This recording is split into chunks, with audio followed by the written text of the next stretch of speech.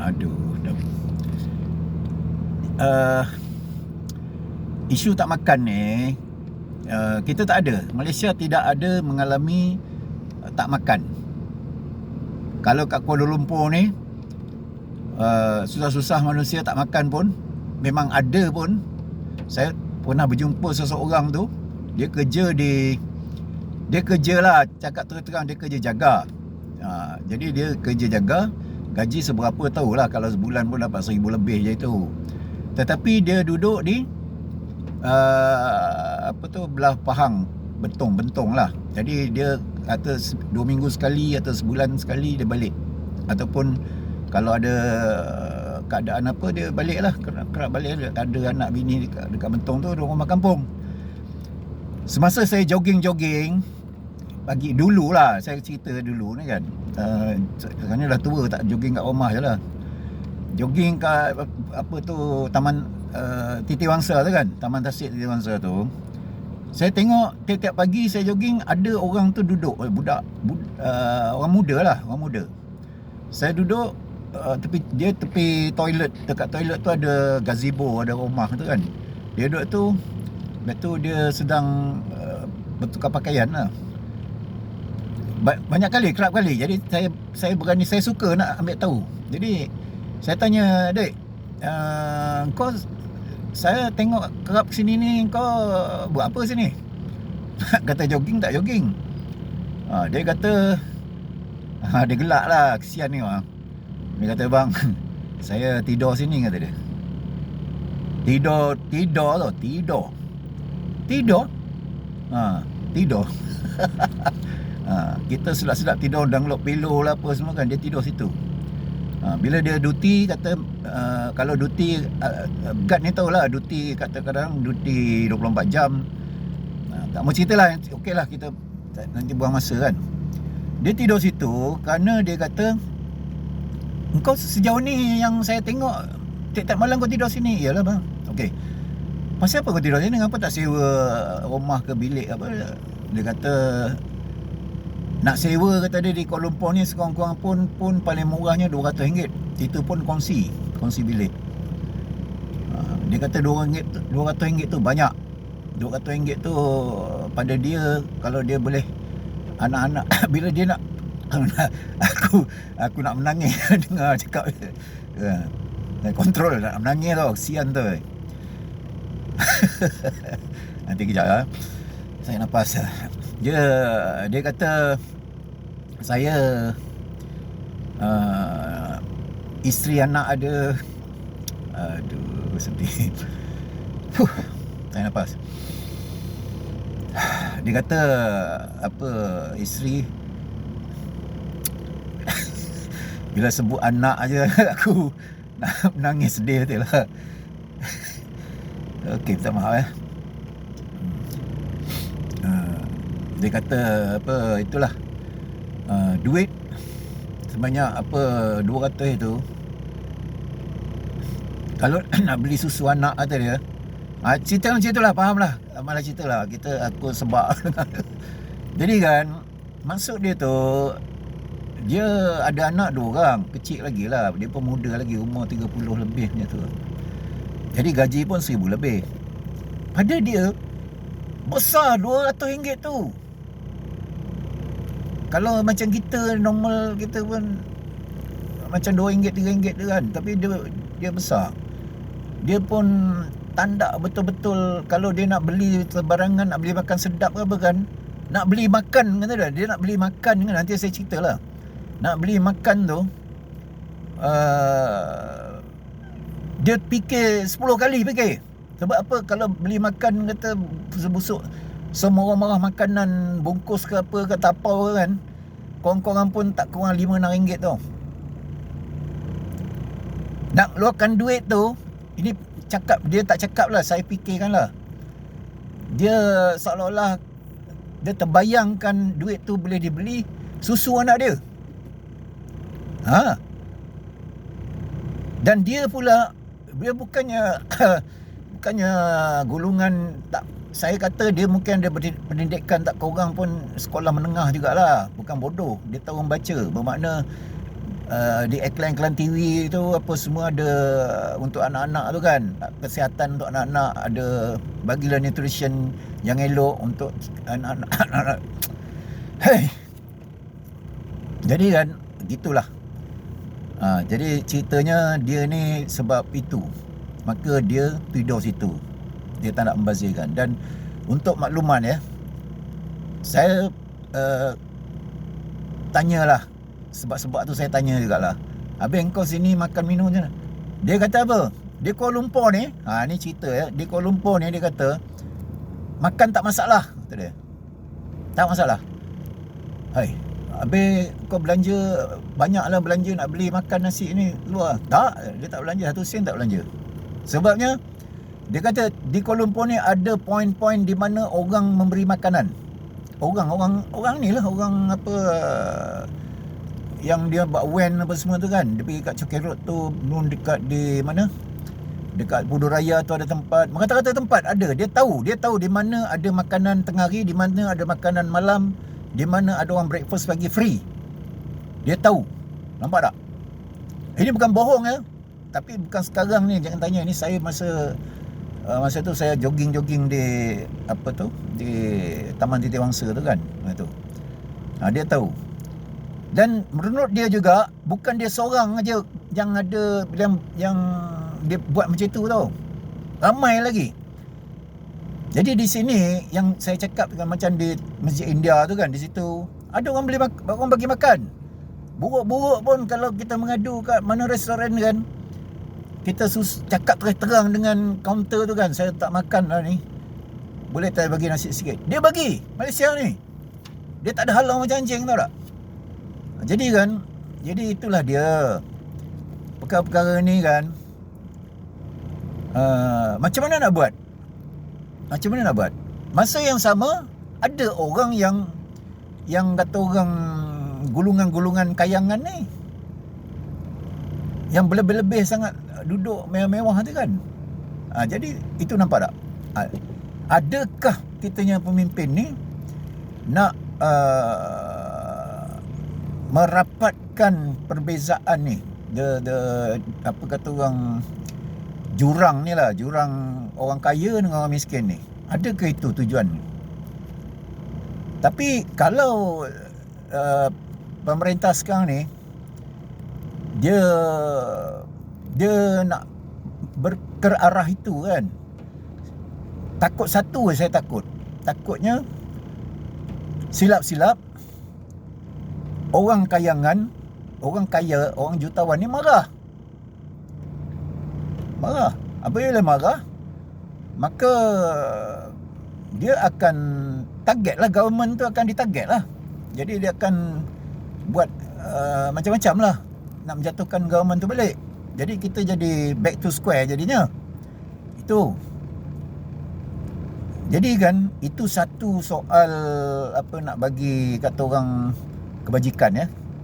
Bila saya cerita ni, makna keseluruhan kebajikan tu yang diberi oleh Baitul Mal lah, kebajikan masyarakat lah, yang apa tu, Jabatan Halal Veteran, jabatan orang asli tu. Ni bila Jabatan Orang Veteran, nampak ni. Ini veteran ya, veteran tak pencen saya ni. Topi ni ya.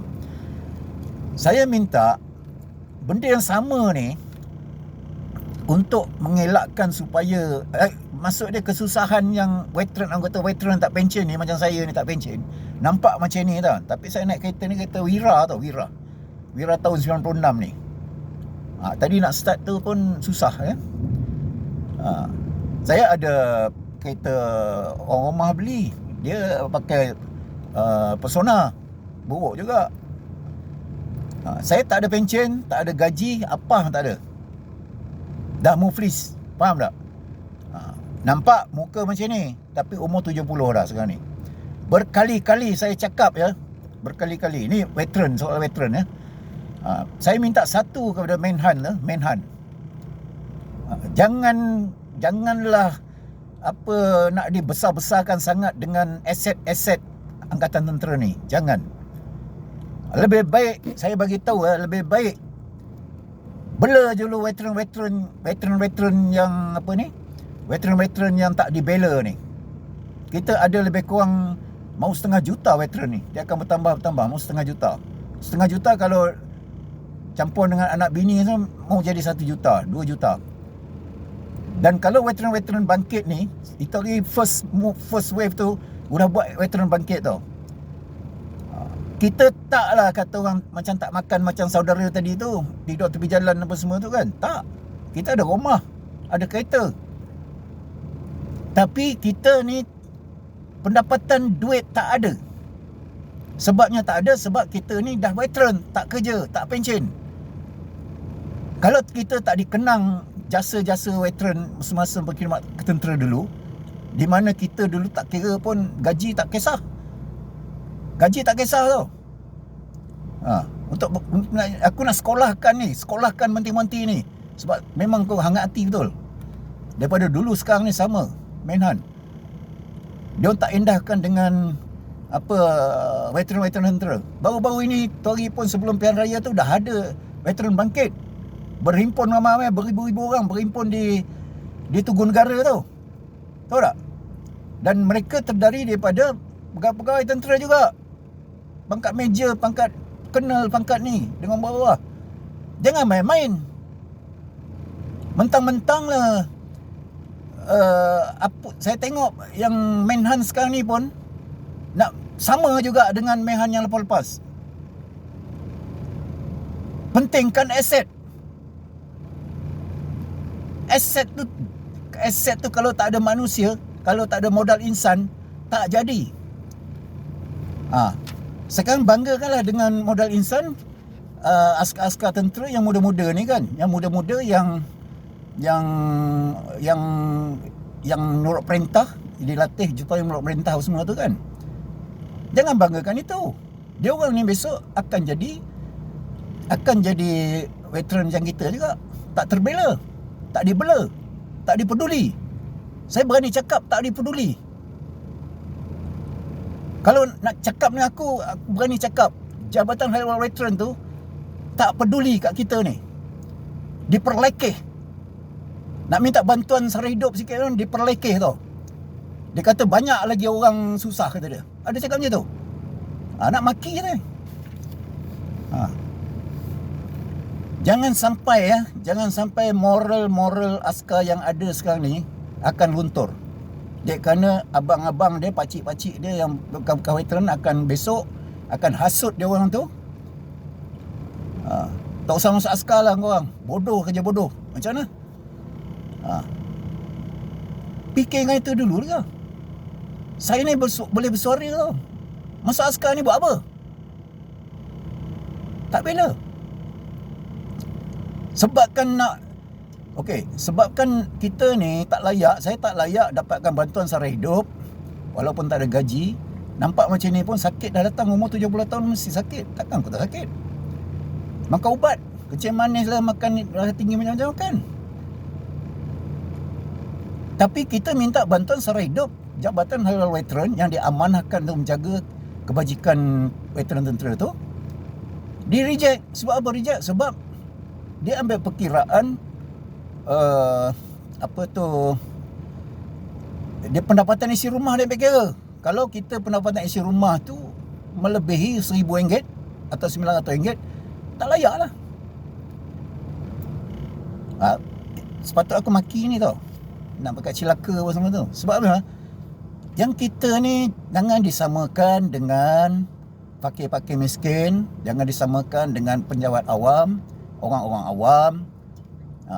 Masa kerjanya dulu, dia orang tu kalau kerja, dia orang tertakluk pada undang-undang buruh. Kalau orang awam tu, kerajaan ke, orang swasta ke, dia orang kerja 8 jam sehari. Kalau dia lebih 1 jam sehari pun, dia bayar. Majikan bayar tu, orang kerajaan bayar. Kalau tak dibayar pun, dia akan dapat cuti. Daripada cuti tu, dia boleh kerja part time mana-mana. Faham tak? Kita askar, bila masuk askar, 1 sen tak ada kerja overtime. Tetapi masa kerja fleksibel. Tahu tak fleksibel? Jangan jadi bodoh. Aku tujukan ni menteri tau, menteri ni. Ini supaya dia orang tu celik mata, mengubah arah berfikir. Kalau tidak, kalau tak ada gertak macam ni, dia orang tak ada ubah fikir. Dia ingat askar ni kira macam mampu kau lah, dah tua-tua tak guna lah. Itu. Kita akan berjuang habis-habisan tu. Ni besok ni beberapa bulan ni nak ada dekat Ampang tu, hotel apa tu, di Palma, sekarang nama apa tau.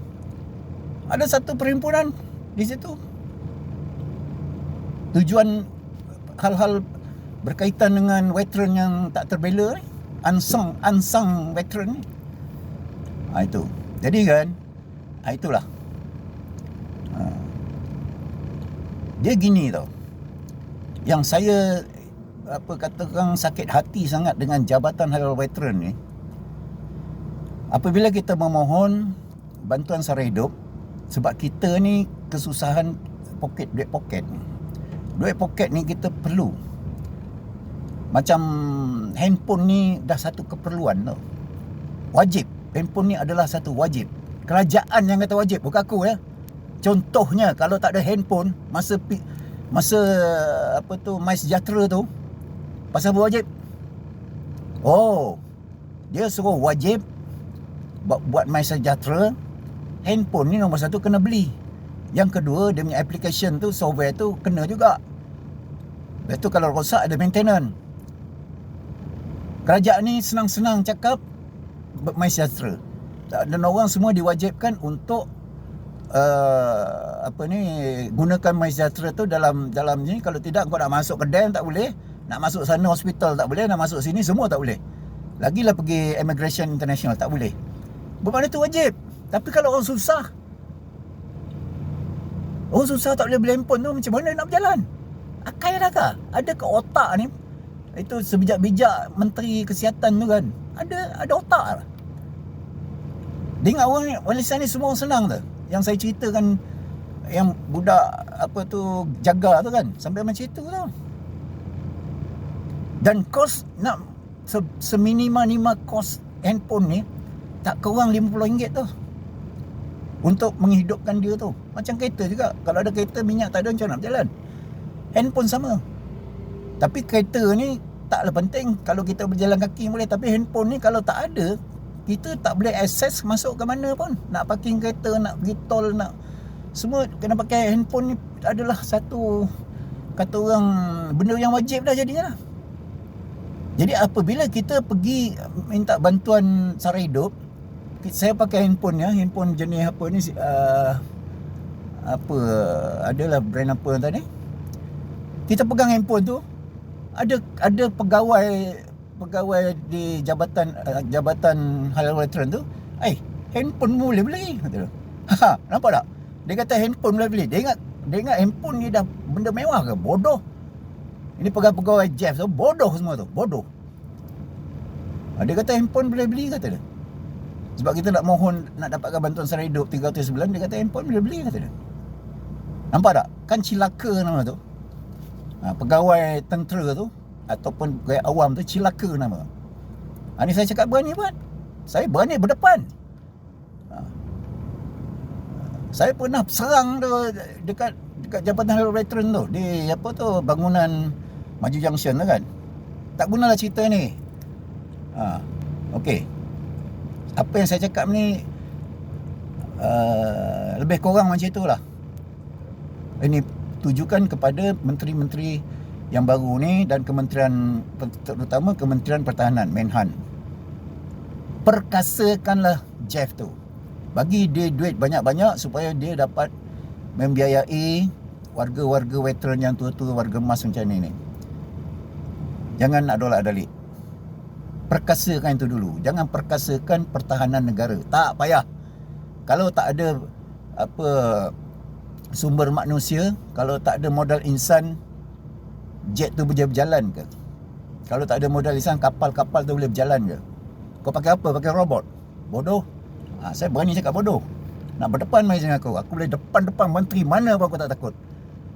Atas isu ini tu. Isu lain tu aku tak tahu. Isu ini, isu kepentingan kita, veteran ni. Okey.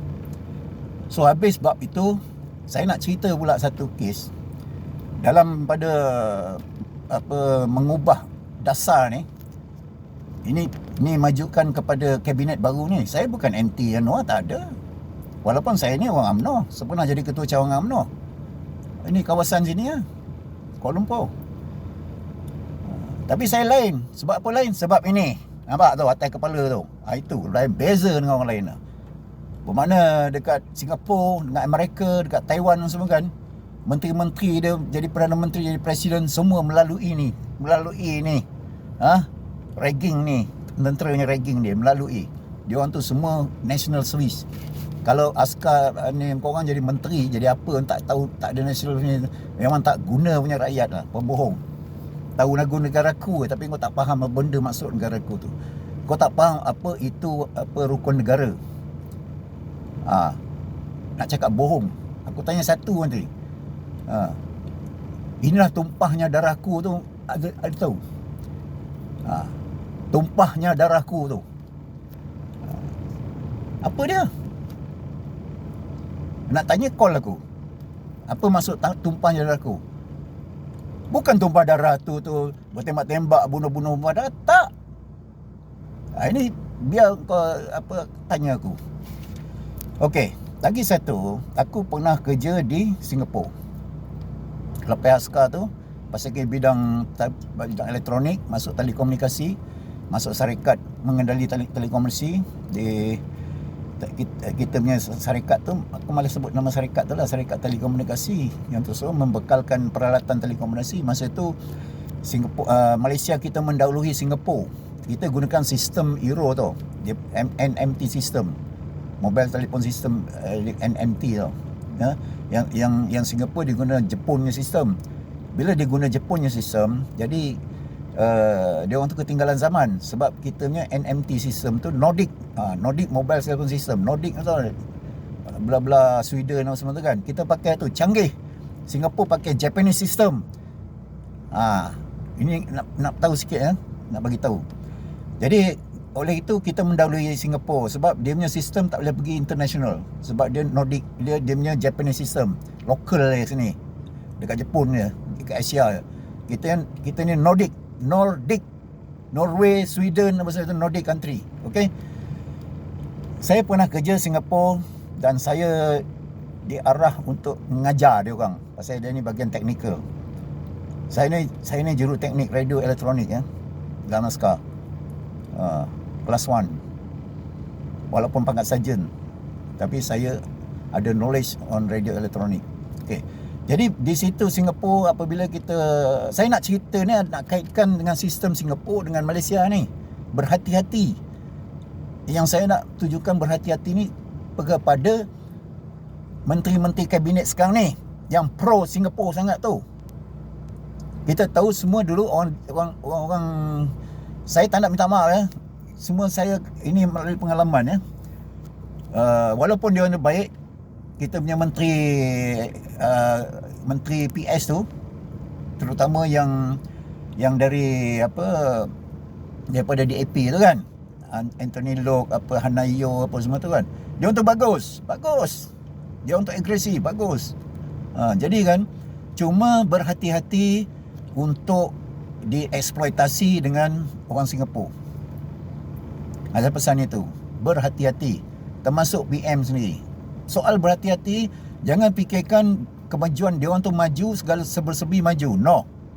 Saya duduk sana, tiap-tiap minggu saya balik shuttle flight tau. Naik shuttle flight tiap-tiap minggu.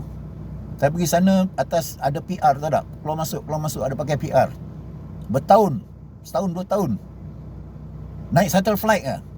Naik bas ulang-alik macam tu lah shuttle flight ni dulu. Ya? Okey. Jadi kan saya faham apa yang dimaksudkan dengan kemajuan Singapura tu, yang dikatakan maju tu. Ya, saya akui maju. Dia kat Jurong tu, kalau ada kapal besar daripada Australia datang tu kan, bawa kambing biri-biri tu kan, dekat Jurong tu tempat dia pelabuhan tu lah. Jadi kambing biri-biri tu hidup-hidup dalam kapal tu. Dia tak beli yang hidup kapal. Jadi turun-turun kat Jurong tu, tengah jalan tu kambing tu berjalan berbaring macam askar, tahu tak? Ini bukan bohong. Saya cerita ni tahun 90-an dulu. Sekarang ni tak tahu lagi maju lah. Jadi kambing tu berbaris dalam kapal tu. Dia ada macam convoy kapal tu pun cross jalan tu, kita berhenti tengok jalan kambing jalan tu. Bersusun, berbaris macam askar kambing. Ada kepala dia, seekor kambing tu, kepala dia. Dia masuk sana tu, saya tanya kawan sebelah, Singaporean. Saya kata kambing tu apa? Tu siapa bela? Kambing tu dia kata akan masuk jadi masuk lantung tin sardin tu. Tahu tak?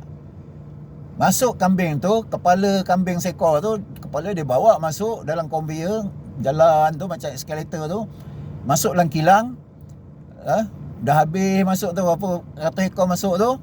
Lepas tu yang kapal tadi yang berlabuh tu, dia ganjak ke depan sikit, ke depan. Besoknya yang kambing tadi tu diproses dalam kilang tu, belah sana dah masuk lantung sardin. Daging kambing tu kan masuk, dah packing tu, masuk dalam kapal yang sama. Kapal tu pun pergi bergerak, pergi ekspor benda tu kat merata dunia. Itu Singapura. Time itu 1990 something. Nampak tak? Kita tak ada apa lagi tu. Masa tu LRT, MRT kita belum ada lagi. Singapura dah ada. Okey. Dia cakap kemajuan ya. Lagi satu, banyaklah dia punya proses perumahan tu kan. Dia ada HDB. HDB ni kan, kalau nak pakai bagus juga. Dia Housing Development Board katakanlah Hanayo ni kata nak buat perumahan untuk sini kan. Tapi masalahnya kita ni tak ada macam Singapura, sebab kita ni orang yang ini nak dihapuskan juga ni, monopoli ni. Monopoli nak dihapuskan juga. Sebab apa? Kita ni ada tanah kosong tu, orang yang monopoli ni dia dah book tanah tu siap-siap. Macam kat area Segambut ni kan, saya duduk ni kan, tempat Anayo ni kan, Segambut. Dulunya rumah tu, tanah tu tanah lot tanah lah, pajakan 90 tahun tak kisah. Jadi masa tu macam Dato' Arun bagi tanah tu untuk kata penduduk sini lah. Penduduk sini dulu pendatang juga lah, daripada Minang, daripada Boyan apa semua tu kan, dapat tanah lot rumah kan. Pendek cerita, dia orang tu sekarang ni, bila ada orang datang itu menawarkan tanah tu, harga dia macam tak, bukan tak menasabah lah. Satu lot tu berjuta-juta. Saya tak tahu exactly lah, tapi yang saya tahu ada yang kata berpuluh-puluh juta dia. Dan untuk itu saya duduk sini 30 tahun, tengok keliling. Saya duduk rumah kecil ni, rumah townhouse je. Keliling rumah tu, rumah yang Segambut tu yang dulunya kampung, ura-ura UMNO sendiri. Sebab saya pernah melibatkan diri dalam UMNO, ketua cawangan je sini. Saya taja tu. And then dengar-dengar dulu UMNO situ nak membuat kampung tradisi. Sebab orang kampung dia sebelum ada lagi ura-ura nak buat kondo tu kan, dia buat kampung tradisi. Rancangan tau orang UMNO, kita pun setuju nak buat kampung tradisi. Maksud dia tu, kampung tradisi tu membangun, tetapi dia tidaklah membangun macam seolah-olah skyscraper tu.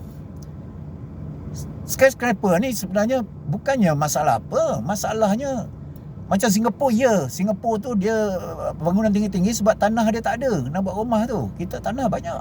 Kita ni membangun kat Putrajaya tu, hutan belantara boleh jadi macam tu. Bangunkanlah banyak tempat macam tu. Jadi tanah-tanah Melayu yang nak develop sebagai kampung tradisi, begitu juga kampung baru tu. Dia orang patutnya buat kampung tradisi. Kampung tradisi, kampung moden, tapi dia corak kampung. Bila ada corak kampung tu, jadi orang situ beradab. Dia ada sistem kampung. Tahu tak? Ini saya nak bagi tahu orang Kuala Lumpur lah, wakil-wakil rakyat ni. Tapi oleh kerana ada monopoli tu, dia ada duit banyak, dia beli tawarkan yang berjuta-juta. Jadi orang tu pun tengok duit, terbiak mata lah. Jadi dia buat kondo. Bila buat kondo, buatlah tinggi sampai 40 tingkat kondo tu. Lepas tu satu bilik, satu rumah, apartmen ke kondo tu, harga dah berjuta. Kalau ada 300, tak berapa ratus juta. Itulah ceritanya. Jadi kan, kampung tradisi tu pun leboh. Okey, saya nak tanya ya. Kita ni orang Melayu ya. Kita ni adalah, kita punya sistem perumahan dia, sistem kampung, sistem bandar adalah kampung. Kampung ni ada sistem, tak ada penghulu, ada tok kampung, ada tok imam, ada itu, ada ini, semua ada. Pencuri pun ada, curi telur ayam ada, semua ada di kampung tu kan. Tapi bila tiba masa gotong royong, semua tu sepakat, semua tu ini. Jadi kan, that is, dia call management kampung style. Saya punya kawan tu, dulu dia pernah jadi presiden Selcom. Saya tak nak sebut nama lah. Dia buat buku kampung, management kampung style. Kalau ada buku tu belilah. Tapi di Amerika dengar-dengar dulu banyak orang baca tu, management kampung style. Macam Jepun lah. Management kampung, cara kampung dinner tu kan macam mana, bersila macam tu kan, makan macam tu lah. Kita tak ada. Dan benda tu macam itulah yang ceritanya kampung, kampung sistem ni kan, nak cakap senang Jadi penduduk kampung ni tidaklah kita macam sekarang-sekarang ni. Apabila kampung tu dah tukar jadi taman, kampung ditukar jadi taman, apa akan berlaku? Dulu taman ni dia taman lah, tempat orang bermain-main dulu lah, cerita dulu taman Taman Titiwangsa, Taman Lake Garden apa semua kan. Taman tempat itulah. Tempat orang macam itulah dulu. Lagi satu taman ni, kita panggil taman, dulu orang panggil zoo apa? Taman Binatang. Aku cakap ni betul. Dulu akulah, sekarang ni orang tak tahu apa taman binatang. Sampai ada kata-kata taman binatang. Jadi bila dah tukar menjadi taman, sebab puncanya dulu kat Ipoh tu, aku ingat dulu kat Ipoh tu ada lake, Green Lake, lake garden lah, Lake Garden. Bukan Lake Garden, Green Garden apa garden. Dia ikut garden tu, garden tu taman lah, tapi kita translate pada tu jadilah taman binatang. Taman, bila sebut taman TTDI, taman itu taman ni kan, jadi kelaku manusia dalam taman tu macam binatang. Habis, full stop. Walau dalam taman tu ada surau ke, ada apa, tok guru ke, tapi kelaku dalam kawasan taman tu, bila sebut taman tu, tapi kalau sahabat kampung, dia tak ada macam binatang. Kampung ni dia ada adab, cara dia. Macam Negeri Sembilan tu masih lagi ada adab, ada semua kan. Okey, Singapura, saya duduk sana, pengalaman apa? Saya cuma nak pesan satu je kepada reformasi ni lah. Ini reformasi sebenarnya ada dituntut, dia ada tu reformasi tu, yang cita-cita Anwar Ibrahim nak buat reformasi tu ada. Dia pelan-pelan besok akan ubah. Dia tak ubah cara daripada pemilihan pemerintah sekarang ni pun terwujudnya cara reformasi tu. Jangan main. Cara kata orang tak sengaja tu, indirectly. Contohnya, katalah sekarang dibangkitkan kerajaan perpaduan semua tu kan. Orang tahu sebab Putrajaya, Raja Petra pun cerita hal-hal itu semua. Orang banyak terhasut dengan Raja Petra, bukan Raja Putra pula. Jangan, dia kata kalau pemerintahan, kalau government kerajaan perpaduan tu tidak ada parti bangkang, tidak ada dia perpaduan. Bangkang tak ada lah. Banyak kawan-kawan saya pun dia terpengaruh dengan Raja Petra tu, anak-anak saya sekalipun.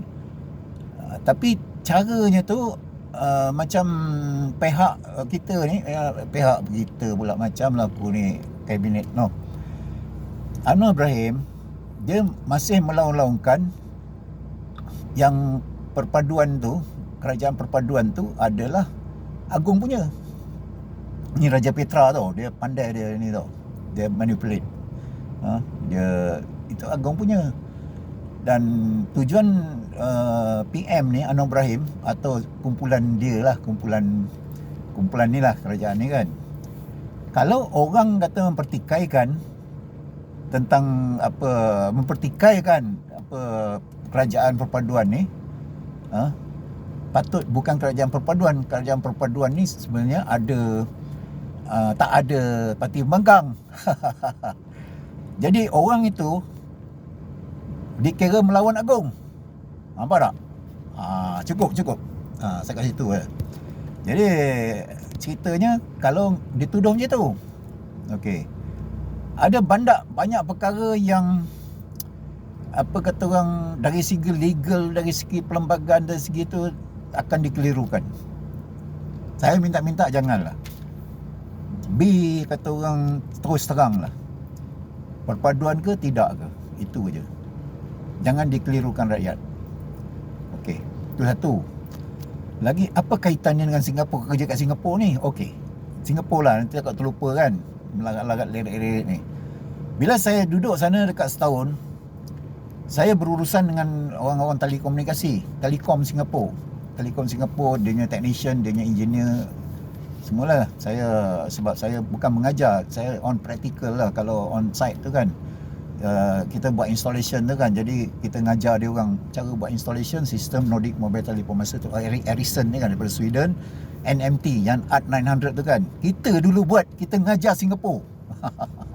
Okey, jadi kan di situ saya jadi staff Singapura tu, saya pergi makan lah, pergi kedai makan kan. Jadi kita ni customer, kita pun belanja makan lah.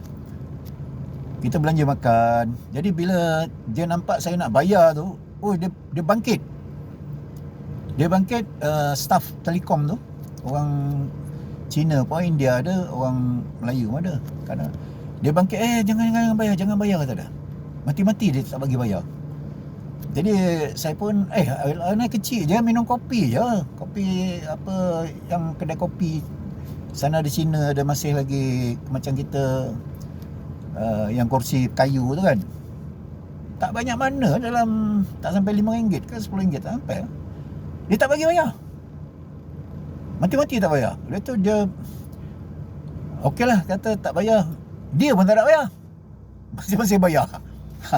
Nampak tak? Itu Singapura ya, yang kata itu kemajuan juga tu. Jadi ceritanya macam ni. Jadi saya okey lah. Jadi kita faham lah, makna dia orang ni tak boleh ambil belanja customer, makan belanja customer, walau minum kopi secawan tak boleh. The next time tu kita pergi pejabat dia. Saya bukan seorang ya, ada kita punya team lah. Pergi pejabat. Jadi kita beli KFC tapau KFC nak bagi satu pejabat tu kan. Lala kena panggil dengan manager. Dia kata next time tak boleh, kata dia. KFC kita nak sajalah nak bagi makan KFC. Kita ingat masa Malaysia tak kisah tu, berebut KFC tu. Dia tak boleh, dia simpan, manager tu simpan. Dia kena buat declaration pula tu. Jadi benda tu rupanya dia orang ni kalau berlaku benda-benda macam itu, 1 tahun kenaikan gaji ditutup. Ditangguhkan.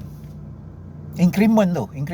Kalau didapati kata kita makan, dia tak denda rasuah semua, cuma tak boleh, dia tak boleh. Dia kata 1 tahun, satu department, daripada manager sampai apa itu, kenaikan di stop, kenaikan tahunan tu. Kalau setahun naik RM100 kan, berapa banyak rugi tu. Setahun naik RM100, kalau 10 tahun berapa banyak kau rugi dah. Tahan. Itu ceritanya. Itu satu kes. Lagi satu kes, rakyat-rakyat ni dimonitor tentang kesetiaan, kepercayaan dia. Macam kita ni ngaku rukun negara, boleh baca lah, rukun negara, kesetiaan pada raja negara, kesetiaan tu semua, perlembagaan tu, tata kesusilaan apa semua tu kan, negara aku semua baca. Tapi dia orang diuji. Nak tahu ya, ini pada orang yang mengatakan contohi Singapura tu, saya nak cerita sikit lah. Itu dari segi infra, dari segi fizikal okey. Tapi ini dari segi ni yang susah hidup ni, sosial ni. Jadi kita saya tengok kawan yang selalu ikut saya tu lah, dia punya clerk of work tu lah, technical dia lah, selalu cakap dengan saya, sembang sana macam sembang. Besok ada kawan lagi seorang, 2 orang. Orang dia orang Singaporean tu 2, saya seorang. 3 orang jadi. Jadi bila saya duduk tu dengan dia, dia tak bercakap, diam je. Diam. Nak cerita pasal wayang tak boleh, nak cerita pasal politik tak boleh, nak cerita, dia cerita pasal kerja je. Kerja. Tadi kerja ni macam mana, barang cukup ke itu. Kerja itu je. Selain daripada tu, politik ke ekonomi ke apa, takkan cerita. Dan kawan sebelah pun sama juga. Saya pada heran. Semalam saya baru cerita tentang main bola, tak boleh cerita. Sebab main bola ni pun bahaya. Kalau engkau katakanlah, mungkin, katalah Singapura musuh dengan Indonesia katakan. Tahu-tahu kita puji Indonesia tak, dia pun tak boleh. Nampak tak? Faham tak? Tu. Jadi itu satu kes. Lagi satu kes, besoknya saya tanya, sebab dia ada 2 orang itu. Jadi saya pun tanyalah, semalam kau selalu sembang dengan aku, pergi sana, pergi bulan, pergi bintang semua boleh. Pasal apa bila kawan kau ada tu kau, tak boleh, kata dia. Sebab apa? Dia tak percaya, antara kawan dia tu, member tak percaya. Dia tu ada kemungkinan spy. Nampak tak? Kawan dia satu department tu ada kemungkinan spy pada bos dia. Kalau kita cakap lebih, dia akan bagi tahu bos. Dia tak tahu. Orang tu pun tak tahu kenapa spy. Jadi dalam Singapura ni, dia kalau ada 2 orang, antara dia lah, dia orang 2 orang, dia boleh sembang tau, orang gitu. Tapi kalau ada 3 orang, antara rakyat Singapura tu ada 3 orang duduk satu table, dia orang takkan bercakap lebih. Cakap apa yang sepatutnya, jatuh. Cakap sepatutnya yang perlu dicakap. Kau nampak dah kebebasan dia. Sonok duduk Singapura. Are you happy to stay in Singapore? Harap-harap faham ya. Dia kalau ada 3 orang, 1 orang tu could be a spy. Kalau 2 orang kau boleh bercakap. Kalau ada 3 orang, 1 orang tu could be a spy. Dia spy tu, dia ada macam dulu dekat taman kita pun ada buat, dia pada salih sistem ke apa ke, sistem yang tiap-tiap blok tu ada seorang polis, ada spy. Kita ada practice lah. Tapi ini lain. Ini dia akan satu benda yang akan menggugat lah, ataupun hati perut kita lah. Benda tu kalau dilaporkan, masak kau. Kita tak tahulah apa dia punya denda, tak tahu. Satu. Lagi satu, kat Singapura ni, polis dia efficient. Yes. Polis, dia policeman. Contohnya kalau kita ada kereta asap lah, kereta suddenly kereta berasap tau. Ada kereta tu berasap, macam kita ni berasap tu, alam sekitar punya hal lah. Tapi dia tak. Dia akan telefon, ada line dia online dengan satu penguatkuasa berkaitan dengan asap ke polis kan. Dia akan telefon. Bila telefon, depan tu kejap lagi kereta tu kena tahan dah. Dia efficient. Dia punya monitoring dekat jalan tu dulu tak ada pakai CCTV ni. Sekarang ni pakai CCTV. Lagi lah efficient. Lagi lah bahaya. Itu satu. Lagi satu kes, saya punya budak. Saya punya budak ni, saya kata dulu kontraktor, saya punya kontraktor lah. Dia apa tu, buat installation itu. Dia naik kereta. Kita orang buat kereta pergi sana. Naik kereta sekali terlajak lampu merah. Terlajak lampu merah, kejar dek polis Singaporean polis.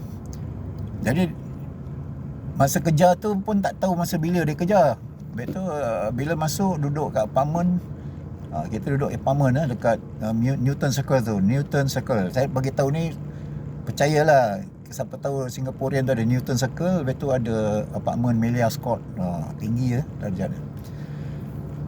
Polis datang ketuk pintu. Polis datang ketuk pintu. Baru kita, polis tak ada tau masa tu. Tahu-tahu polis datang ketuk pintu. Polis trafik tu. Dia boleh tahu. Ketuk pintu, dia tanya, tadi ni kau salah, tadi lampu merah kau langgar. Lepas tu budak tu cakap lah. Dia kata benda tu ini, itu ni. Dia tak bagi cakap. You have the right to remain silent. Nampak tak? Budak tu ialah orang kita ni tak faham. Jadi dia tahu cakap Melayu. Dia kata awak tak boleh cakap. Kalau awak cakap sekali lagi, saya saman awak. Polis kata kalau awak bercakap lagi sepatah, saya saman awak. Tiap saman kata RM10 kata. Bermakna kalau kita ditahan polis, dia akan bacakan dia punya kita punya kesalahan. Awak bersalah ini dah. Kita tak boleh cakap. Kalau cakap kita sebab bercakap tu satu kesalahan tu. Kita cakap dengan polis, dia bacakan dia tuduhan tu, kita bercakap ada satu kesalahan. Sini tak, polis lah bersembang dengan polis sembang dengan orang salah. Macam baru-baru ni ada orang immigration lah, kita punya immigration kan, pergi rush dekat ni Tati ni kan. Masuk tu pecah pintu apa semua tu.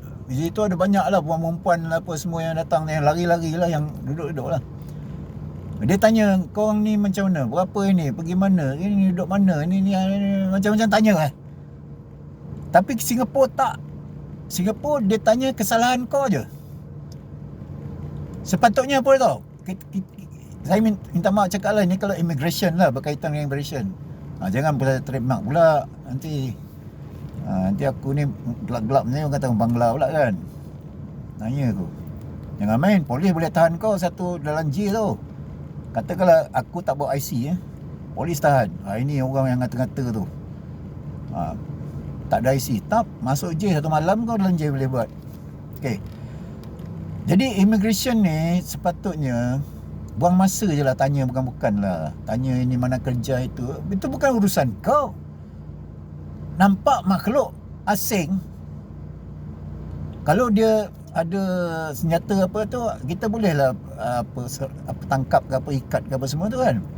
Kalau tak ada, nombor satu, check identiti dia dulu. Macam aku ni kan, macam Bangla ni kan, tahu-tahu nak tanya, mana kerja ni, kepala otak ke?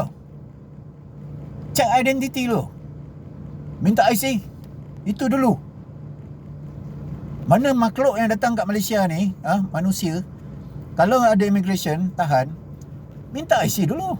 Nak mengesahkan kau ni ada dokumen ke tidak, sah rakyat Malaysia ke tidak. IC kau ada keluarkan IC, tengok IC tu, check validity IC tu, ada tulen ke, ada apa tipu ke apa kan. Itu dulu. Kalau ada IC, lepaskan dia. Kalau dia tak ada IC, ada pasport, ada visa, tanya itu dulu. Tak ada. Kalau tak ada, gari, cas dia. Tak payahlah tanya nyembang itu, nyembang ini, itu semua, duduk mana, ada saudara mara ini. Tak payahlah. Itu cerita lain. Tugas kau adalah tentukan dia tak ada IC. Ada IC ke tak ada IC? Kalau tak ada IC, tangkap.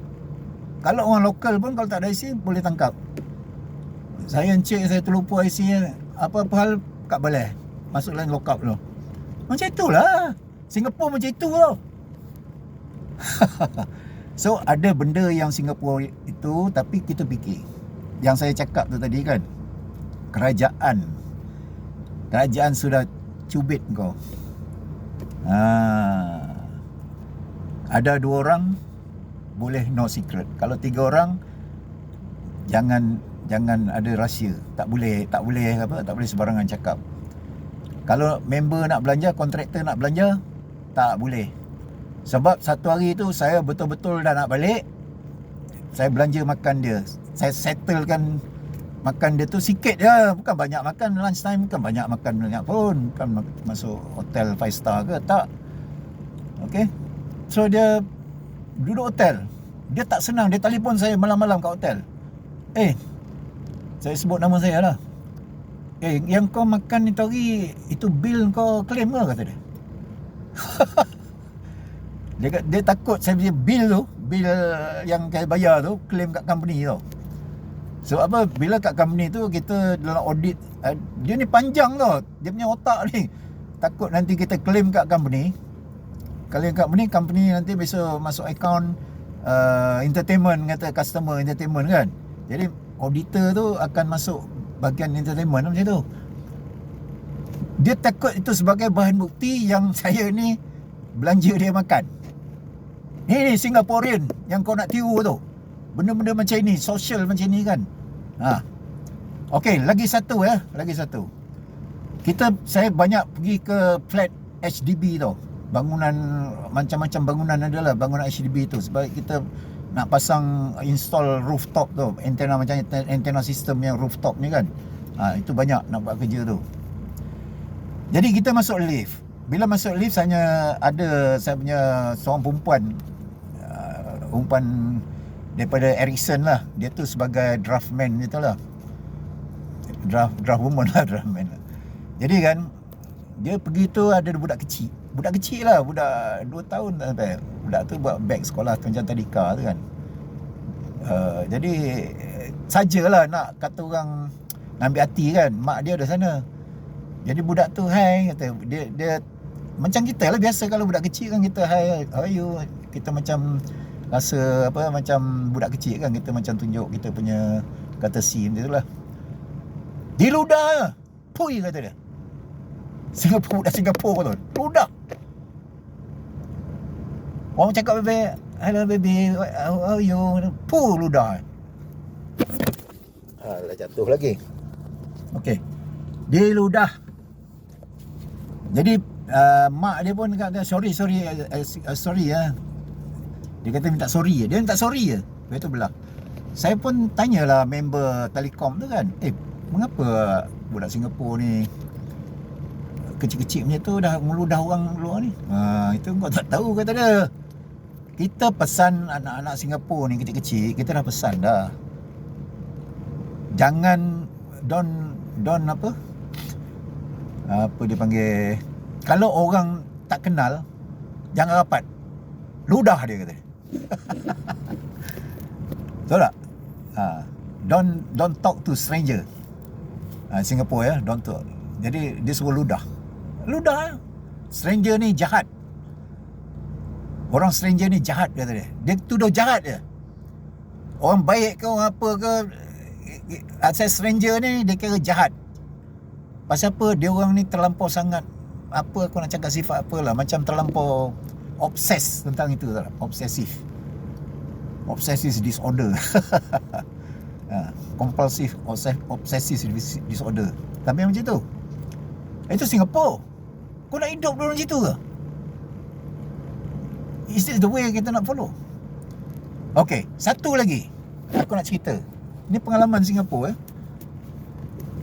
Singapura dia ada buat untuk dia sama dengan Red Army tau. Komunisme tu dekat Mao Zedong tu, dia nak pengaruh budak-budak yang buku kecil merah tu kan. Budak-budak tu dulu kita bahaya, buku tu kalau dilepaskan di Kementerian Pendidikan tu, sekolah, buku kartun-kartun yang pro Mao Zedong punya cara tu kan, bahaya. Bagi tahu bahaya.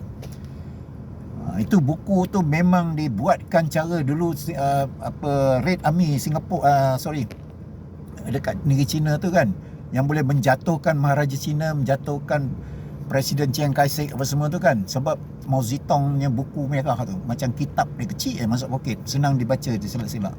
Kalau dalam bentuk kartun tu ada tu, bahaya. Yang nak dipromotkan ke budak sekolah kita tu, nasib baik masa tu Menteri kita pelajaran tu, siapa tu kan, dia dapat tangkap lah, bahaya. Jadi ceritanya masa tu Singapura dia buat Swing Singapore. Ini cerita betul lah, aku cakap betul. Swing Singapore ni ibaratkan satu Orchard Road tu kan, Orchard Road macam sini Chocolate Road tu tau, Chocolate Road, panjang-panjang Chocolate Road tu kan, Orchard Road tu akan tutup malam, tutup. Macam dulu Sudirman dekat Chocolate Road tu kan, dia ditutup jalan tu untuk orang berhibur. Dia buatlah amplifier, speaker muzik lah sepanjang-panjang tu. Dan dia ditujukan kepada teenagers ni, budak. Cara dia buat hiburan tu, jadi budak-budak ni daripada situ ditanamkan semangat supaya suka kepada PM tu masa tu, Lee Kuan Yew. Dia suka, dia appreciate appreciate apa ni, adore. Macam Mozitong dia, appreciate, adore. Cerita tu panjang lah. Tujuan itu ya. Jadi budak-budak tu seronok lah, berseronok. Tapi dia orang seronok tu ada kawalan. Dia buat dancing tau. Laki perempuan, budak-budak lelaki, budak perempuan dancing pegang-pegang tangan. Kalau kat sekolah dulu saya ingat kita ada folk dance tau. Folk dance. Buat folk dance tau, so, macam tu.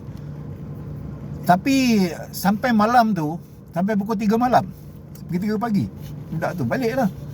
So dia punya LRT, MRT tu,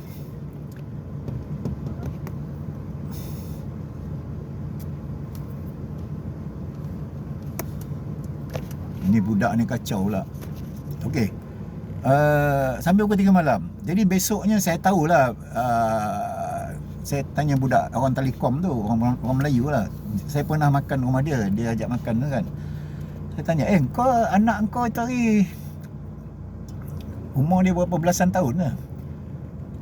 Kau tak marah ke kau biarkan anak saya? Masa itu tahun 90 something ni kan, kita sendiri pun tipikal jugalah. Macam benda-benda tu tak patut lah anak sampai pukul 3 pagi tu kan. Bapak dia cakap apa tau? Engkau kalau aku tanya anak aku macam itu, nanti dia jawab apa tau? Kau tahu? Apa kata? Dia kata, bapak ni Lee Kuan Yew pun tak marah, bapak nak marah, kata dia. Itulah. Jadi kan ada pro and con Singapura ni. Kata jangan ingat baik je. Dari segi fizikal tu baik, tapi dari segi social, dari segi apa kata orang, perhubungan manusia-manusia insan semua tu kan, no. Dia masalah Singapura ni sebenarnya. Dia masalahnya kadang-kadang nak tergelak juga. Dia contohnya perempuan, terutama perempuan Amoy lah ya. Dia kalau nak keluar rumah, nak berdating dengan dia punya boyfriend apa semua kan, masa time I cakap ni belum ada tudung-tudung orang Melayu. Katakanlah dekat dia punya area tu, dia punya housing area tu, dia ada complete itu. Housing area tu mesti ada dia punya shop lot apa semua, buat kedai-kedai macam-macam, kedai gunting rambut, kedai salon, kedai makan, semua lengkap. Dia lengkap. Dia macam satu negeri kecil itu tau. Jadi katakanlah di situ kedai salon rambut kan, hair stylist ni kan, tutup. Dia tak keluar. Boyfriend ajak keluar, dia tak keluar. Sebab apa? Dia tak boleh keluar tanpa rambut ni di dress dulu. Sampai macam tu. Benda ni itulah ceritanya. Apa tadi nak cakap tadi, ini soal berbalik kepada kita punya pemerintah baru ni kan. Jaga-jagalah. Jangan sampai berpemikiran macam tu. Jangan mencontohi Singapura sangat. Bukan semua kita boleh contohi Singapura. Taiwan pun saya pergi.